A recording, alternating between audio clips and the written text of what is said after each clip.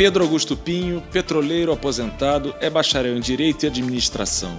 Formado em altos estudos de política estratégica pela Escola Superior de Guerra, ESG, instituição da qual se tornou professor, ele mostra nesta entrevista que o histórico apetite da banca, setor financeiro, pela dominação das riquezas do mundo vive um momento emblemático, devido ao elevadíssimo grau de concentração. Para Pinho, que atuou como consultor em 16 países, o melhor antídoto para estratégias da banca, sobretudo as midiáticas, é a cidadania plena e consciente.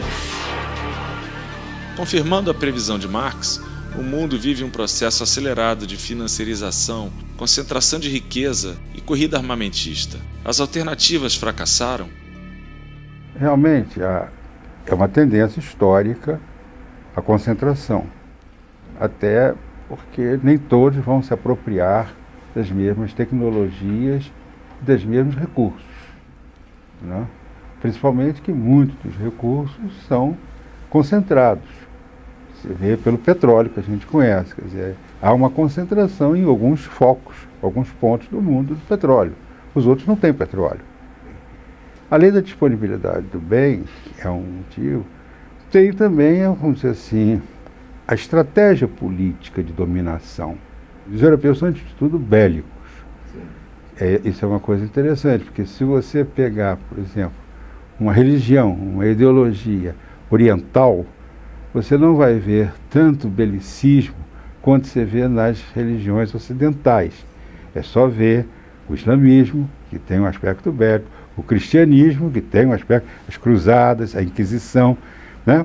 Então, esse belicismo é muito mais ocidental, europeu, do que uma característica humana. Essas estratégias civilizatórias, digamos assim, também são distintas. E acaba prevalecendo a força.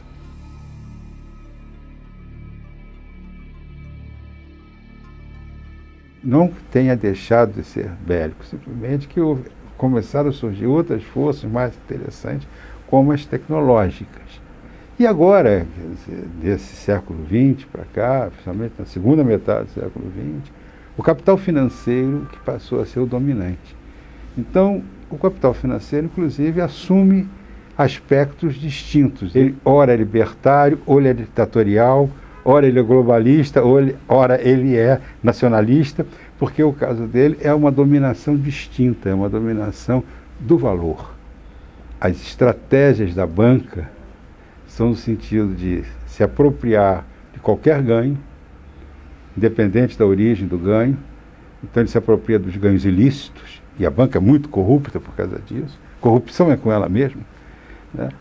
Quando Margaret Thatcher e Reagan desregulamentaram o sistema financeiro internacional, porque eram duas potências financeiras, Inglaterra e Estados Unidos, né? Então a desregulamentação dele acabou expandindo-se pelo mundo sob a ideologia do neoliberalismo, né?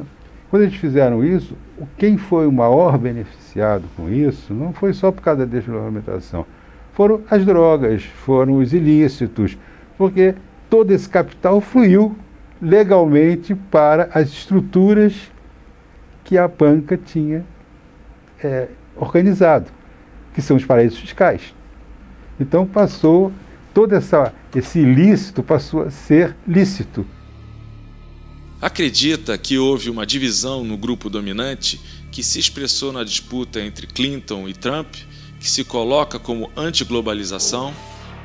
Na verdade, ele procura ressuscitar, e é uma estratégia política que foi de uma inteligência extraordinária, uma espécie de um folclore americano que é do livre empreendedor, né? Há uma ideologia por trás dos fundadores, né, que a América se construía pelo trabalho dedicado e correto, né, nos modelos de Adam Smith, né, em que a terra era fundamental e o trabalho se fazia a partir daí. E isso que era a origem das riquezas. Ele usa isso muito mais como um instrumento de política interna do que como um instrumento de ação. A diferença é só de quem vai comandar. porque no fim todos eles são colonialistas. Não há nenhuma diferença a respeito disso. Ele só não quer seguir as ordens da banca. É uma disputa de poder dentro de um mesmo sistema. O que distingue um pouco é um grau nacionalista, que eu também não tenho certeza até que ponto esse nacionalismo é um discurso político ou é uma nova roupagem, né, a ser assumida por esse capital. Né, porque a estratégia da banca, a banca oficial, digamos assim, a banca das 3 dúzias de família, é globalista. É assim que eles têm agido. Você vê, essa eleição da França agora foi muito nítida a esse respeito. Né? Era uma pessoa saída do Banco Rothschild, uma das mais tradicionais famílias de banqueiros, e tem início na Revolução Francesa, ou antes da Revolução Francesa. São 3 séculos praticamente de domínio bancário. Então sai uma pessoa dali para ser candidato a presidente da França. Globalista, né?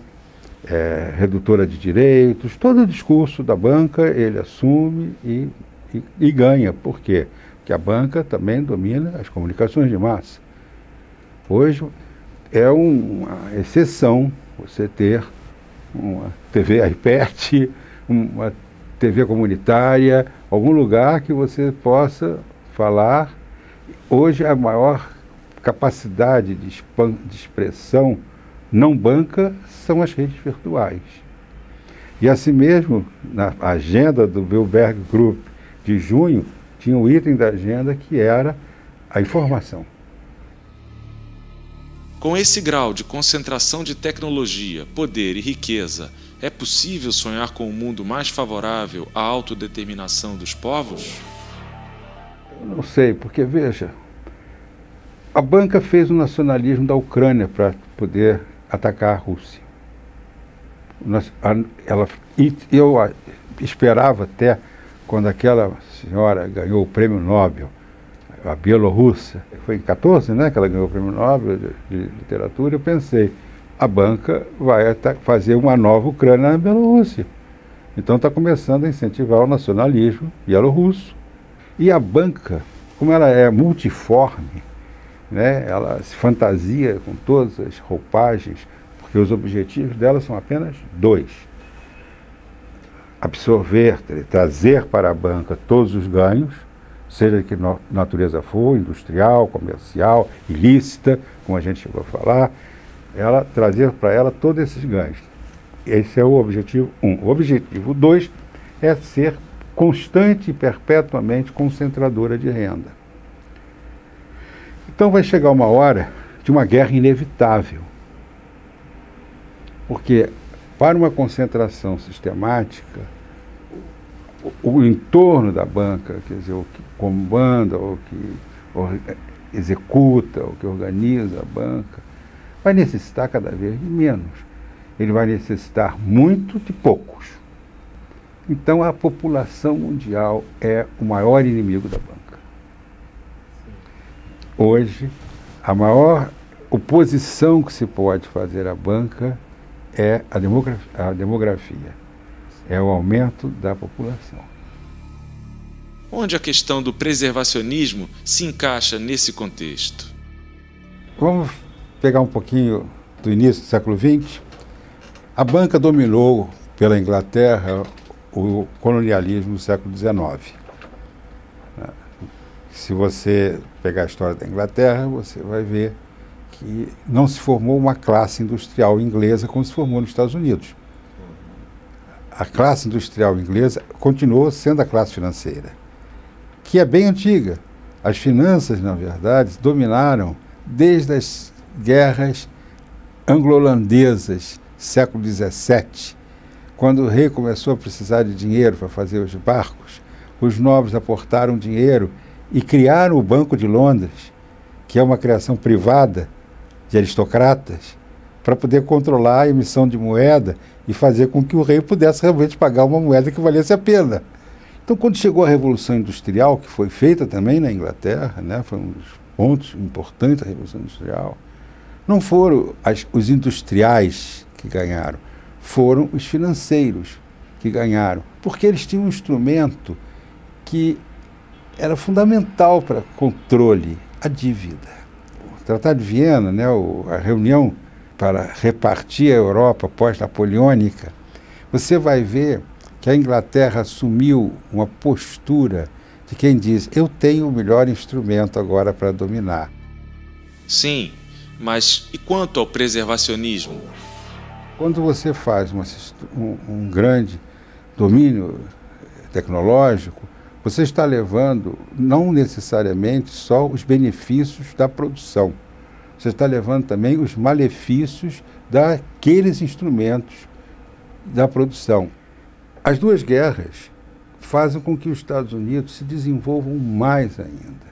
E mais, eles desenvolveram a cultura de massa. A televisão surge nos Estados Unidos nos anos 20. Então eles desenvolvem um novo sistema de colonização, uma colonização industrial, e levam isso com uma campanha de consumismo, uma campanha de comunicação de massa, que o colonialismo até então inglês não tinha conseguido.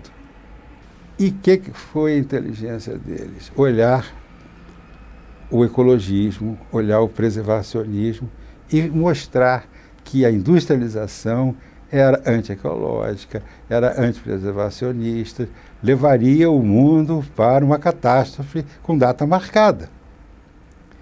O relatório do Clube de Roma, de 1972, o célebre Limites do Crescimento, nada mais é do que uma resposta do colonialismo inglês, do financismo, ao colonialismo americano, do industrialismo. Se você, no século passado, você podia dizer assim, o imperialismo americano, imperialismo e tal, hoje em dia você não tem sentido falar, porque o imperialismo americano é o imperialismo da banca. É o mesmo imperialismo da Inglaterra, da França, de onde for. Então, hoje em dia, você tem o imperialismo da banca e o do BRICS, por exemplo. Como vê o BRICS nesse contexto? O BRICS é muito complexo, né? Porque o BRICS não é uma coisa, né? O BRICS são algumas coisas. Então, o BRICS básico, que seria a China, a Índia, a Rússia e o Brasil, eles são 4 posturas distintas. A China tem um problema fundamental: alimentar 1/3 da população do mundo. A Rússia tem uma realidade de um saudosismo confortável que desapareceu. A Índia tem uma realidade que é outra. Inclusive, quando o Modi, né, que é o primeiro-ministro, foi eleito como nacionalista de direita, eu até pensei, o que será que ele vai poder fazer? Porque de direita ele está mais perto de entender a banca, ou de se associar à banca, mas como nacionalista ele vai ter sua divergência com a banca. E parece que a banca resolveu isso de uma maneira interessante, o paraíso do Bitcoin. O que é o Bitcoin? O Bitcoin é a moeda da banca, é a moeda bancária por excelência, porque o Bitcoin não é de lugar nenhum, nem mesmo existe fisicamente, é a moeda virtual. Por que a Grécia frustrou nossas esperanças de enfrentar a banca? Eu quero crer que não tenha sido por corrupção. Espero crer que não tenha sido por corrupção. Que o Tsipras não tenha se vendido, eu espero. Mas talvez tenha feito uma ameaça mais grave. Eu vou levar a população à morte aqui, por fome. Quais seriam as condições essenciais para desbancar o sistema financeiro? A primeira coisa que você tem que ter é isso, a garantia de sobrevivência, sem dever a ninguém essa garantia. Segunda coisa que você tem é a criação da consciência. Alguém chama de educação e eu acho que não é bem só educação, é a criação da consciência. Você tem que criar a consciência de quem você é. E na hora que você cria a consciência de quem você é, você tem a consciência do outro. O nosso processo educacional é colonizador. Se você ficar pensando o que você aprendeu de história, você vai ver que você aprendeu uma história de colonizado. E a terceira parte é a vocalização. É você poder se expressar. Essa terceira fase seria quase uma utopia se não houvesse as redes sociais. Então, quando, lá atrás, ainda com Figueiredo, começou o desmonte da tecnologia informática no Brasil, O Brasil chegou a ter o mini computador nacional com peças nacionais, tecnologia brasileira. Nós chegamos a ter isso. E hoje nós não temos nada. Hoje em dia não tem um celular nacional. Não tem nada. Então nós temos que recuperar a capacidade da informática para poder garantir a terceira fase, que é termos uma rede de comunicação virtual, porque hoje em dia a tecnologia é esta, para que as pessoas se vocalizem, coloquem as suas ideias. Se você fizer essas três coisas, você cria o cidadão. Porque você tem uma pessoa que não depende dos outros para viver, tem uma pessoa consciente e tem uma pessoa que pode falar. Esse cidadão não é um homem da banca. Esse que é o caso. Então, é uma questão complexa, porque isso é um problema político. E poucos são aqueles que têm isso como uma plataforma.